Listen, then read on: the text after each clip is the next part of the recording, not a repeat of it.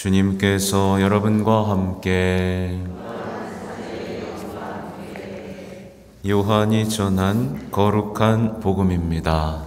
주님 영광 받으소서.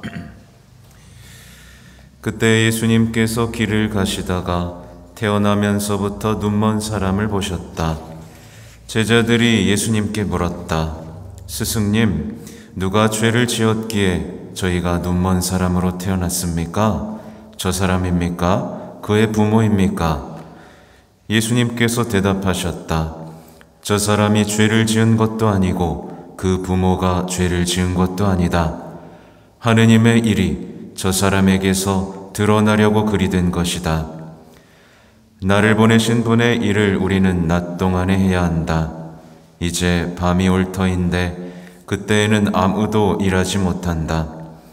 내가 이 세상에 있는 동안 나는 세상의 빛이다.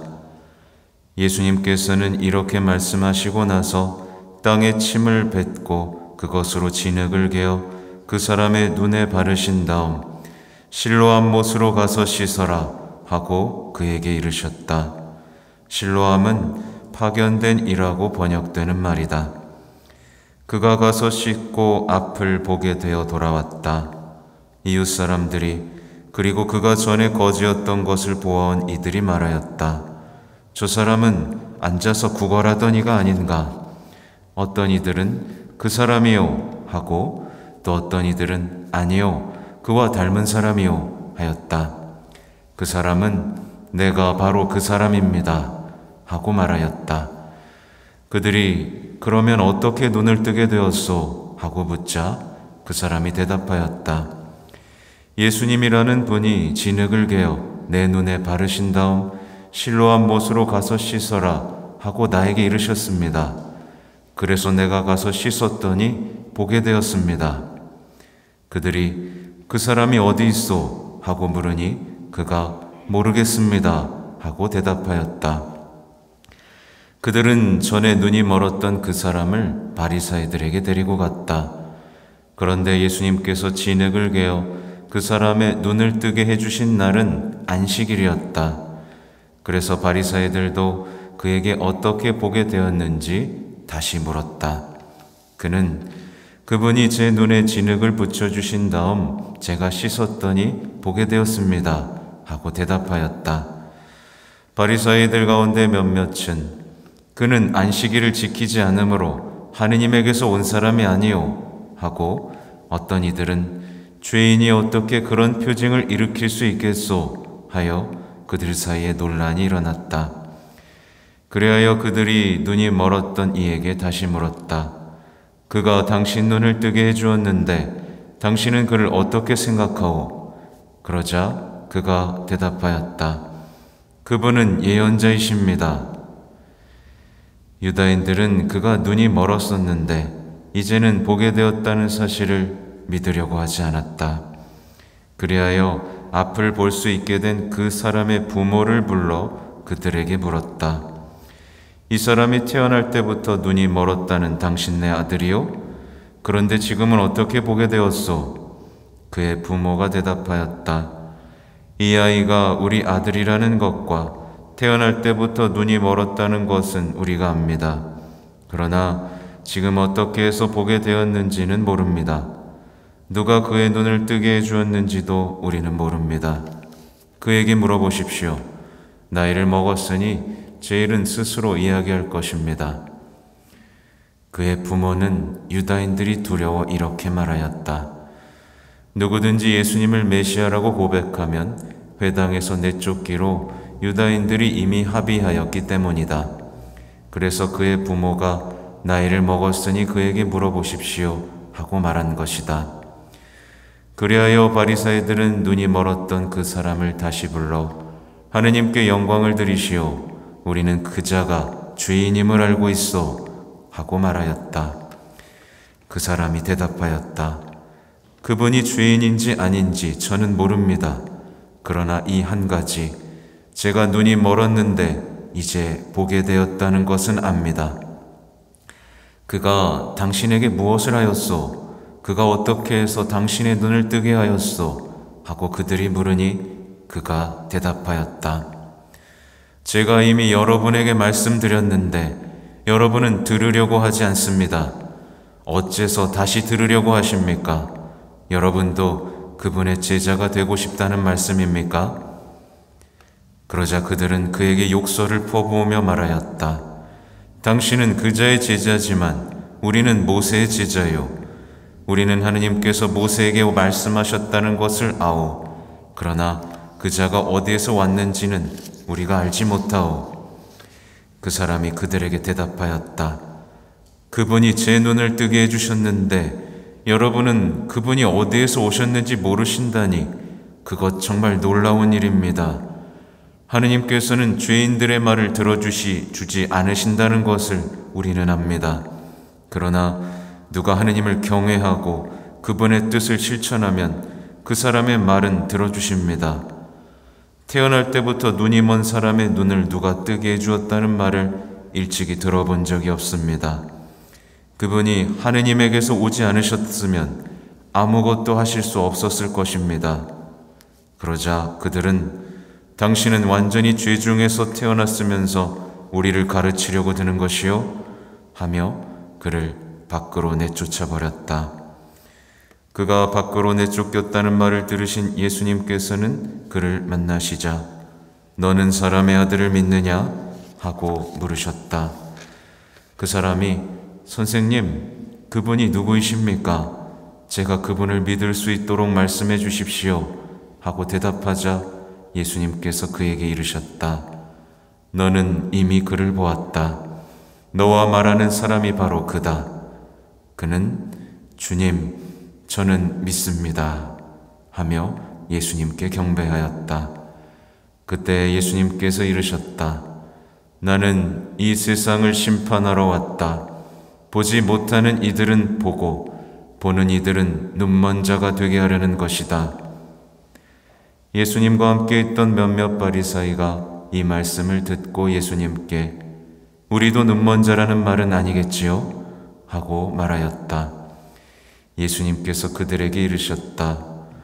너희가 눈먼 사람이었으면 오히려 죄가 없었을 것이다. 그러나 지금 너희가 우리는 잘 본다 하고 있으니 너희 죄는 그대로 남아있다. 주님의 말씀입니다.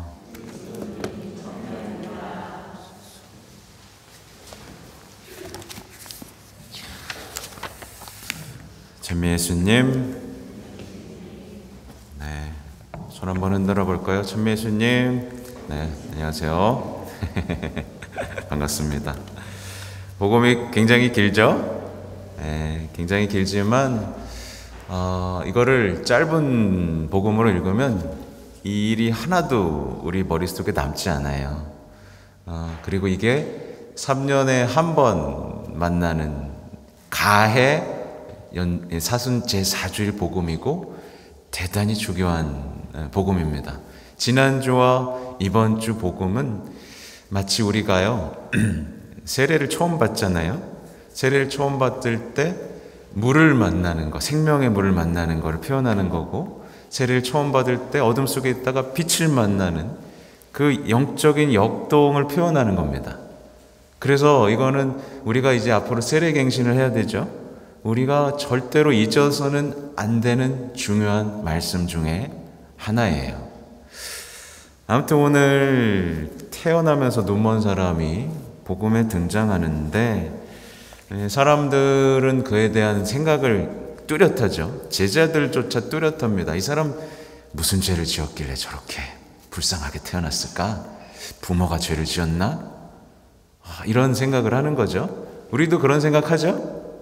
누가 갑자기 무슨 장애를 갖고 태어났거나 무슨 안 좋은 일을 당하면 이런 생각하죠. 근데 이런 생각 자체가 하느님께 보덕이죠. 하느님은 사랑이시잖아요. 그죠? 근데 이제 사람들은 뭔가 안 좋은 일이 있을 때 벌을 받았다고 생각하면서 하느님에 대한 삐뚤어진 이미지들을 만들어 갑니다. 근데 하느님에 대한 이미지가 이렇게 삐뚤어지면 우리가 하느님을 사랑할 수 있을까요? 없을까요? 못 사랑해요. 왜냐하면 언제 벌 주실지 모르는 분을 어떻게 사랑합니까? 무서워가지고. 그죠?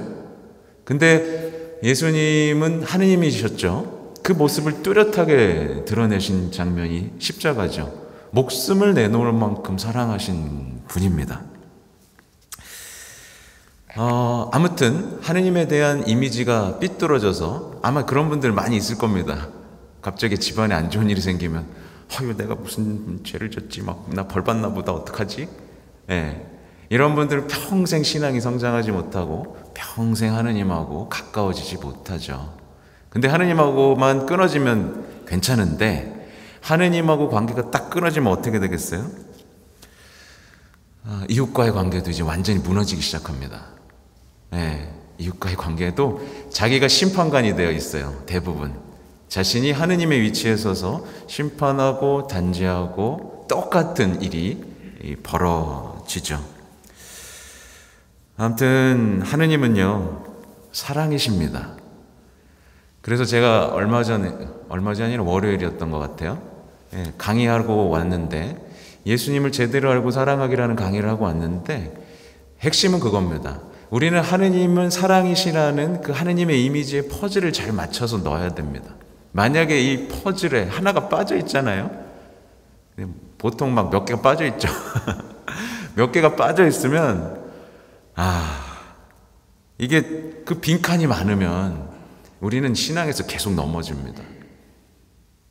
하나님 나 사랑하지 않나 봐. 벌 주시나 봐. 특히나 뭐 세월호나 이태원 같은 사건들, 대재앙 같은 것들이 발생하고 나면 사람들은 그때 뭐 해요? 신앙을 버립니다. 그죠? 아무튼 오늘 거기에 대한 말씀이 우리에게 좀 중요할 것 같아요. 뭐라고 하시냐면 예수님은 대답하십니다. 저 사람이 죄를 지은 것도 아니고 그 부모가 죄를 지은 것도 아니다. 하느님의 일이 저 사람에게서 드러나려고 그리 된 것이다. 이 오묘한 얘기가 이해가 되셔야 됩니다. 하느님의 일이 저 사람에게서 드러나려고 그리 된 것이다.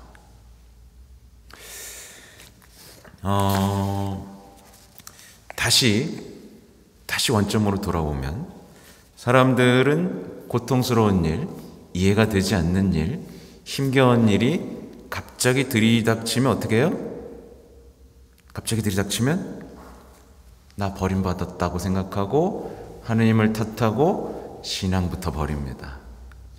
그죠? 근데 오늘 예수님께서 하시는 말씀을 보세요.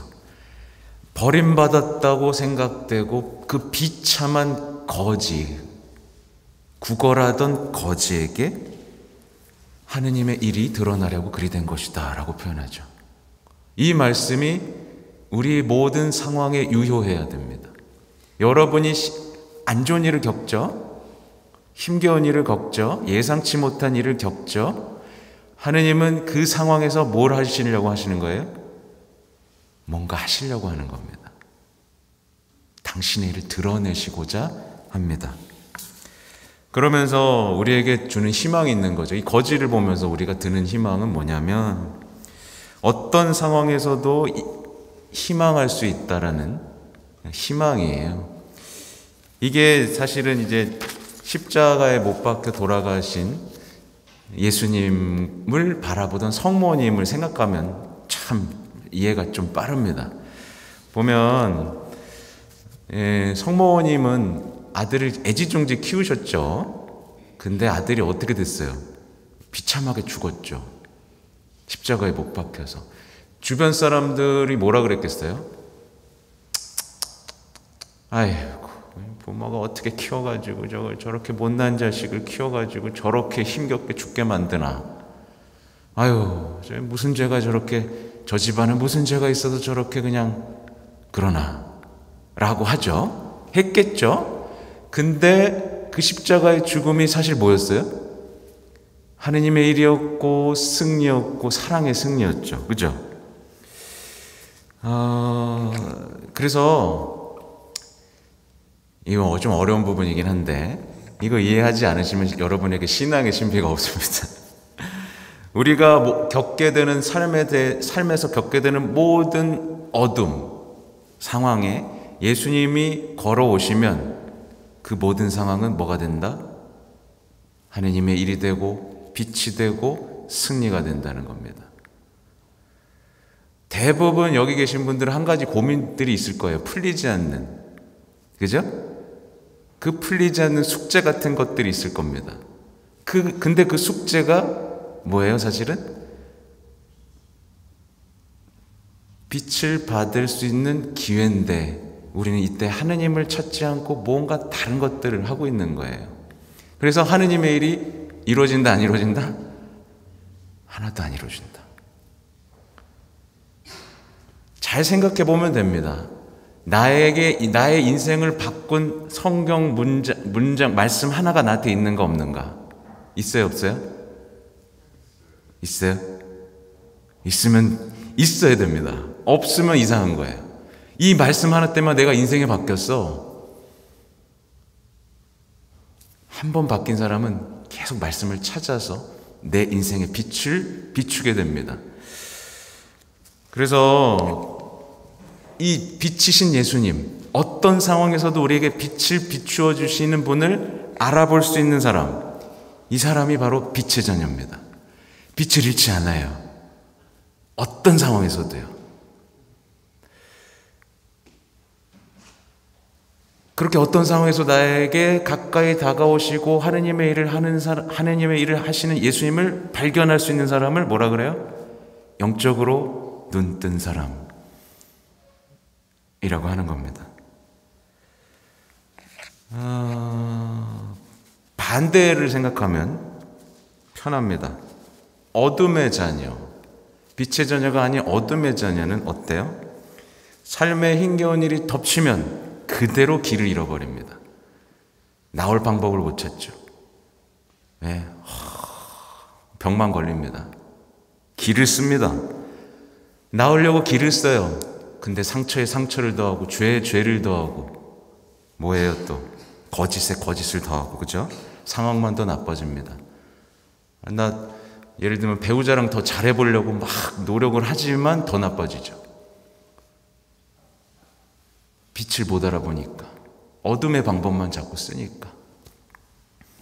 그러니까 어떤 상황에서 그냥 실망해버리고 자신의 방법 속에 머뭅니다. 그래서 여러분은 빛의 자녀인지 어둠의 자녀인지 눈뜬 사람인지 장님인지 이거를 오늘 식별하셔야 되는 거예요. 나에겐 빛이 있나? 나에겐 빛이 나나? 오늘 복음에는요, 빛의 자녀가 될 수 있는 조건, 아름다운 이야기가 실려 있어요. 빛의 자녀가 될 수 있는 조건은 단순해요. 오늘 복음에 나오는 눈먼이처럼 살면 됩니다. 그러니까 오늘 일독서랑 좀 연결되죠. 일독서에서 뭐랄까요? 나는 사람들처럼 보지 않는다. 사람들은 눈에 들어오는 대로 보지만 주님은 마음을 본다.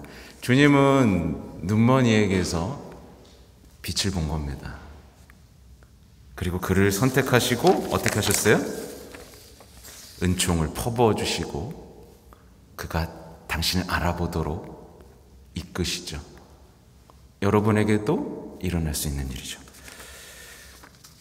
태어나면서 눈먼이는요, 예수님께서 하고자 하시는 대로 다 자신을 내맡기고 시키는 대로 다 합니다. 땅에 침을 뱉어가지고 흙을 계속 눈에 붙입니다. 여러분 받아들일 수 있겠어요?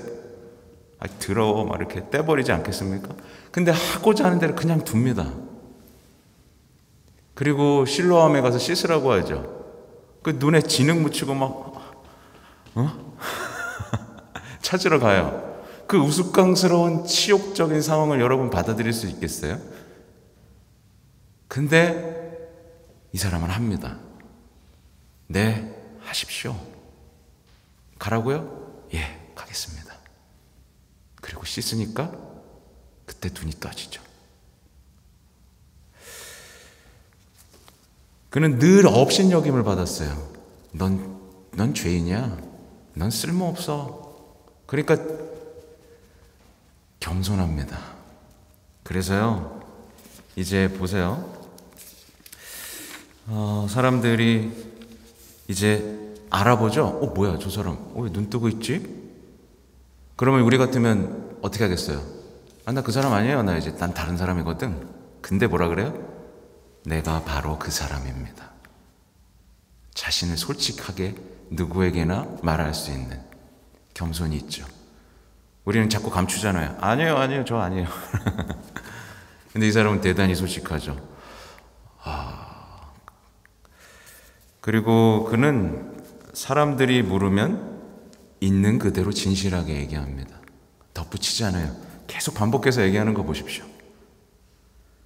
꾸미거나 덧붙이지 않고 모르는 건 그냥 모른다고 합니다.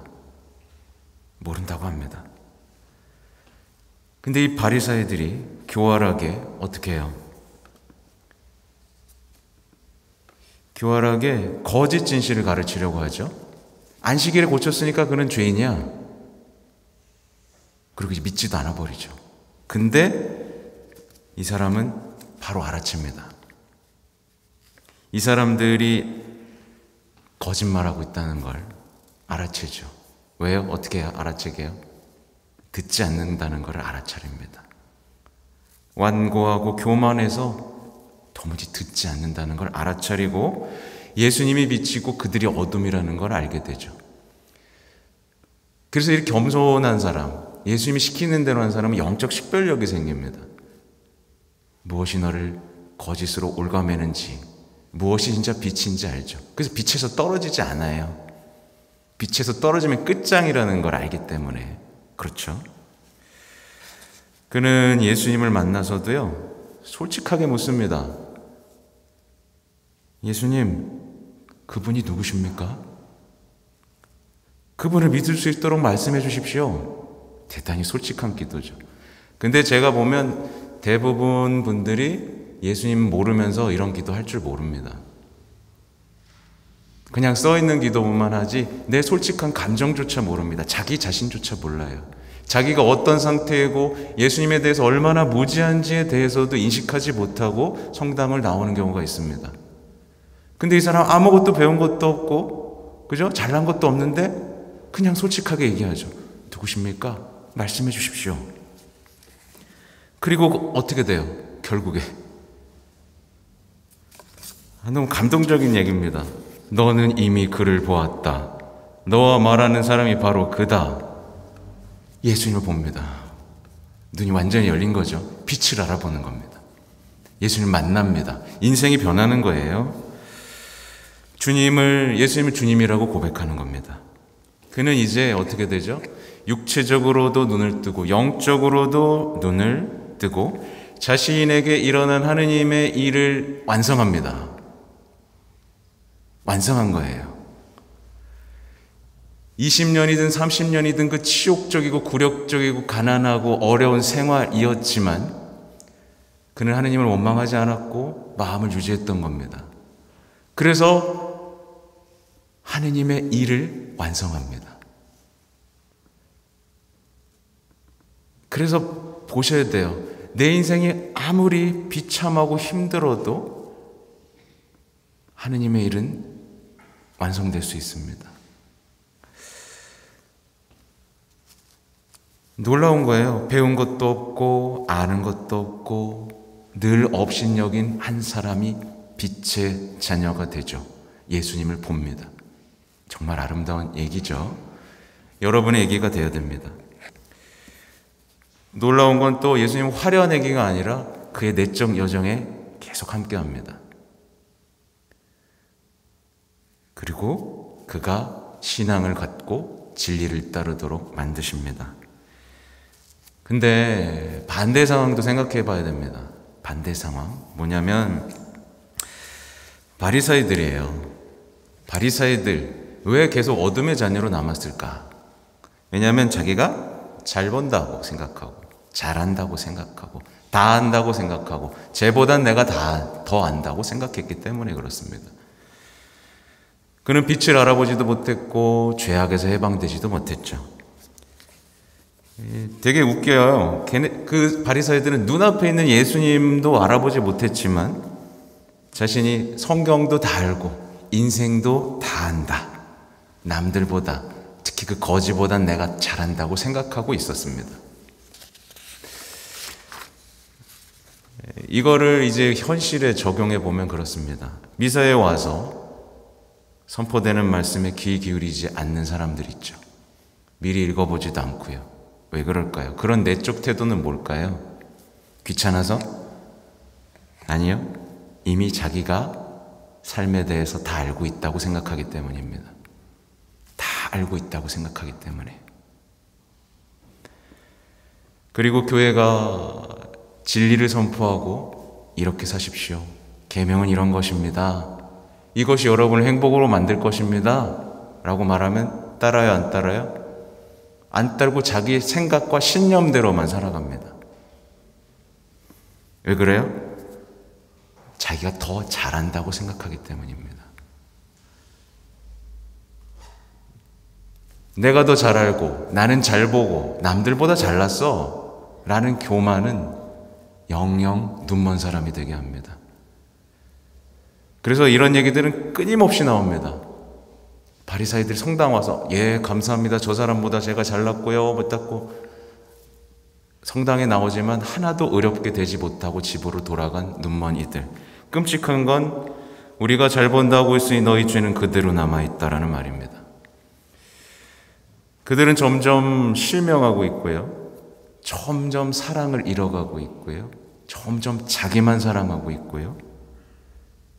죄는 용서받지 못한 채 병들어가고 있습니다. 이게 눈먼 사람, 빛이신 예수님을 거부하고 어둠 속에 남아있는 것을 선택한 사람들의 삶인 거예요.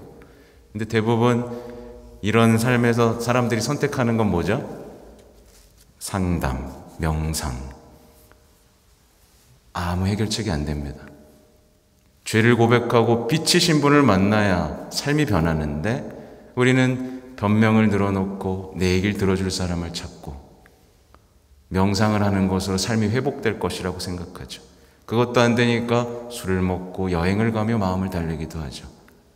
그러나 빛이 들어올 자리가 없습니다. 부디 여러분들은 빛이신 그분을 받아들이셔야 돼요. 그럼 안 받아들이면 끝입니다. 그냥 어둠이에요. 아무튼 부디 빛의 자녀로 태어나는 이 사순 시기가 되시기 바랍니다. 아멘.